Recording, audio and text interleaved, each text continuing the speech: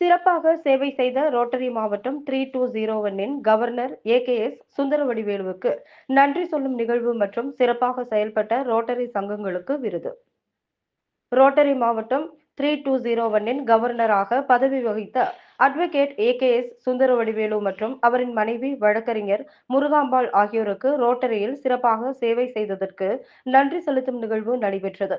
விழாவிற்கு வந்திருந்தவர்களை ரோட்டரி சங்க உதவி ஆளுநர் ரொட்டேரியன் திருமுருகன் வரவேற்றார்.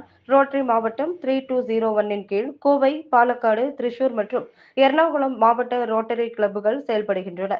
இந்த 4 மாவட்டங்களில் 176 ரோட்டரி கிளப்புகள் இயங்குகின்றன. இந்த ரோட்டரி மாவட்டத்திற்கு கவர்னராக சேவை புரிந்த அட்வொகேட் ஏகேஎஸ் சுந்தரவடிவேலு அந்த பணியில் இருந்து இன்று விடைபெறுகிறார்.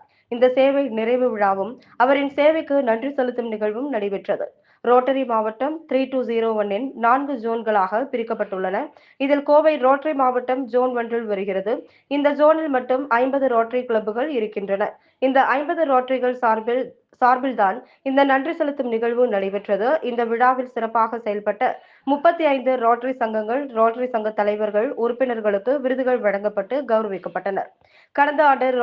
கடந்த ஆண்டு ரோட்டரி சங்கம் சார்பில் பல்வேறு நலத்திட்ட உதவிகள் ஏழை எளிய மக்களுக்கு வழங்கப்பட்டன. குறிப்பாக மக்களின் உடல் நலத்தை பேணும் வகையில் பல மருத்துவ முகாம்கள் நடத்தப்பட்டன. மேலும் இளைஞர்களின் திறன் மேம்பாட்டு பயிற்சிகளும் ரோட்டரி சங்கங்கள் சார்பில் நடத்தப்பட்டன.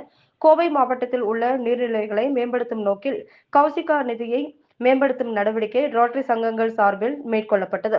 மேலும் ஆயிரக்கணக்கான ஏழை மாணவர்களுக்கு கல்வி உதவித்தொகை மற்றும் அவர்களின் கல்வி உபகரணங்களும் வழங்கப்பட்டன என்பது குறிப்பிடத்தக்கது.